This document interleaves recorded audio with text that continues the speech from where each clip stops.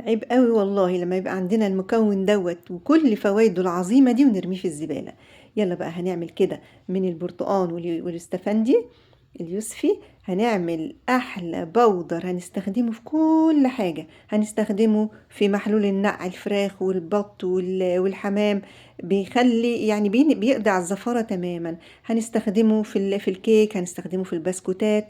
يعني كده حاجة ولا أروع. قطعنا كده قشر البرتقال وقشر استفندي، وهنحطه كده في الفرن. يعني هنسخن الفرن ونسيبه لحد ما يبرد، وهنسيبه بقى يتهوى كده طول اليوم في الهواء. وبعدين نحطه في المطحنة بتاعة الخلاط بالشكل ده. وطلع معانا احلى بودر نعمل بيه كيك ونعمل بيه كل حاجة. بسم الله ما شاء الله، ريحته قلبت الدنيا حرفيا. والله حرام حرام نرميه في الزبالة.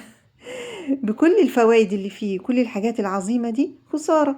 كل حاجة ممكن نستفيد بيها وما نرميهاش، وكمان غير الفايدة العظيمة اللي فيها. بحبكم في الله، لو عجبكم الفيديو ما تنسوناش باللايك.